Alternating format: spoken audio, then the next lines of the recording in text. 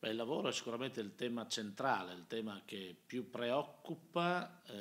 la gente, più preoccupa i cittadini di questa regione e quindi più preoccupa anche gli amministratori e me in particolare.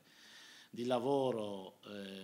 si deve parlare perché oggi i dati che interessano questa regione ci segnalano una condizione di sofferenza, sofferenza nell'occupazione, e i dati sul raddoppio della disoccupazione in questi 5 anni sono dati ormai ufficiali, come anche quelli riferiti alla disoccupazione giovanile in particolare e al larghissimo ricorso alla cassa integrazione. Bisogna quindi operare con politiche attive, non possiamo solamente utilizzare strumenti di difesa, ma bisogna giocare appunto nella prospettiva della programmazione. E in Consiglio regionale, con le leggi e con la competenza primaria che noi abbiamo in materia, dobbiamo assolutamente e direi anche velocemente varare strumenti di sostegno all'impresa, soprattutto a quell'impresa che innova, quell'impresa che vuole ancora investire, vuole ancora essere competitiva in un mercato globale, in un mercato che richiede qualità, che richiede appunto innovazione, che richiede ricerca sul prodotto, e in questo caso riattivare immediatamente le provvidenze legate alla legge 4 Bertossi e legate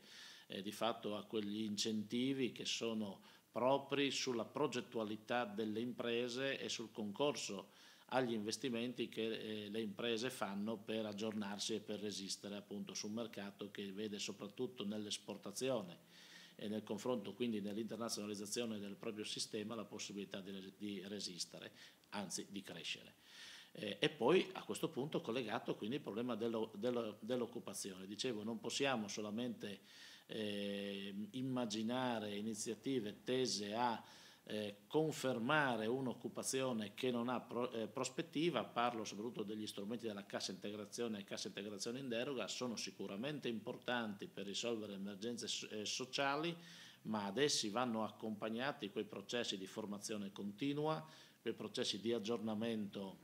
dei lavoratori, quei processi di qualificazione e anche sostituzione nella stessa struttura del lavoratore per quanto riguarda le proprie competenze e capacità, per essere pronto a interpretare la novità che oggi è richiesta anche in questo campo. E poi non dimentichiamo, anzi mettiamo al primo punto quello che è la ricerca, l'innovazione delle università e degli istituti di formazione, che devono essere necessariamente collegati alle esigenze del lavoro e delle imprese di questa regione.